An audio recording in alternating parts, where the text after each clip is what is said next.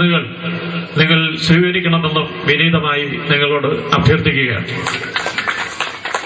അതുപോലെ ഇവിടെ ഇരിക്കുന്നവർ പരിശോധന കഴിഞ്ഞ് പോകുമ്പോൾ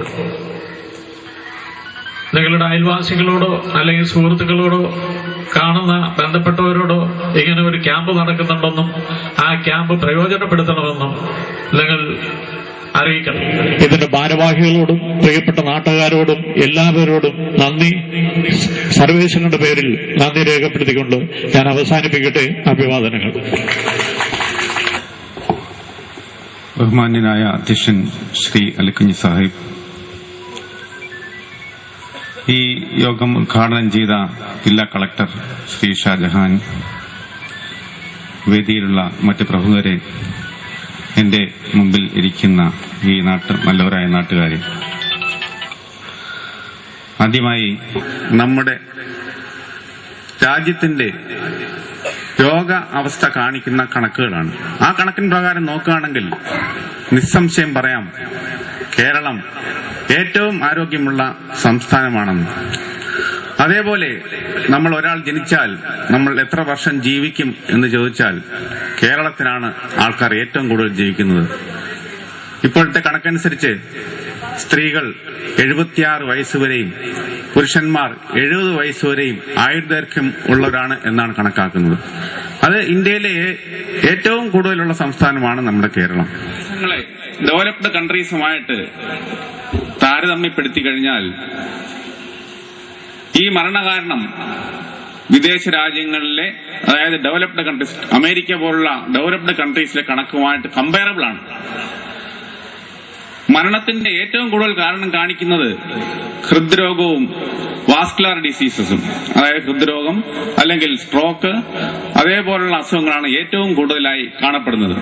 തൊട്ട് അടുത്ത് നിൽക്കുന്നത് ശരിക്കും സൂയിസൈഡ് ആൻഡ് ആക്സിഡന്റ്സ് ആണ് നമ്മുടെ കണക്കനുസരിച്ച് കാണിക്കുന്നത്. Suicide and accident. ബിസ്മില്ലാഹിർ റഹ്മാനിർ റഹീം. നമ്മുടെ ഈ ചടങ്ങിന്റെ ഉദ്ഘാടന കർമ്മം നിർവഹിച്ച ബഹുമാനപ്പെട്ട ജില്ലാ കളക്ടർ, ബഹുമാനപ്പെട്ട അധ്യക്ഷൻ, മറ്റ് വിശിഷ്ടാതിഥികളെ, സ്നേഹസമ്പന്നരായ എന്റെ നാട്ടുകാരെ, സമയം വളരെ വൈകിയിരിക്കുന്നു.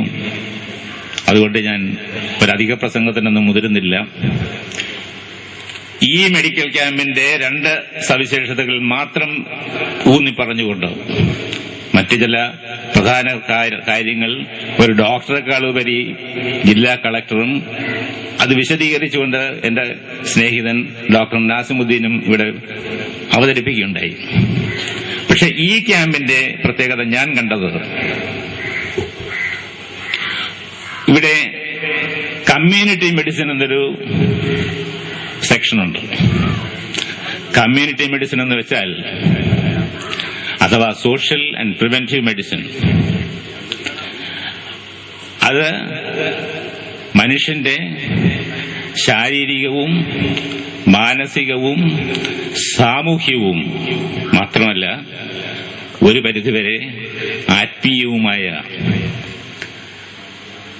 രോഗങ്ങൾക്ക് വരാതെ സൂക്ഷിക്കാനുള്ള ഒരു സെക്ഷനാണ്. രോഗം വന്ന് ചികിത്സിക്കുന്നതിനേക്കാൾ ഭേദം, അഥവാ കതിരിന് വളം വയ്ക്കുന്നതിനേക്കാൾ നല്ലത് നേരത്തെ വിത്തിന് വളം വയ്ക്കുന്നതാണ്. ഈ തത്വത്തിൽ അധിഷ്ഠിതമായ ഒരു കമ്മ്യൂണിറ്റി മെഡിസിൻ വിഭാഗം ഇവിടെ പ്രവർത്തിക്കുന്നു. മറ്റ് ക്യാമ്പുകളിലൊന്നും കാണാത്ത, ഒരുപാട് ക്യാമ്പുകൾ ഞാൻ സംഘടിപ്പിച്ചിട്ടുണ്ട്, അതിലൊന്നും കാണാത്ത ഒരു സവിശേഷതയാണ്. രണ്ടാമത്, കൗൺസിലിംഗ് വിഭാഗം. മനുഷ്യൻ ജീവിതത്തിന്റെ, നേരത്തെ പറഞ്ഞതുപോലെ, ശാരീരികവും മാനസികവും സാമൂഹ്യവും സാമ്പത്തികവും മറ്റെല്ലാ മേഖലയിലുമുള്ള ഊരാക്കുടുക്കുകളിൽപ്പെട്ട് വിഷമിക്കുമ്പോൾ ആ ഊരാക്കുടുക്കുകൾ വളരെ വിദഗ്ധമായി അഴിച്ച് അവന് ഇവിടെ ജീവിതം വളരെ സുഖവും ശാന്തിയും സമാധാനവുമായി മുന്നോട്ട് കൊണ്ടുപോകുവാൻ കഴിവ്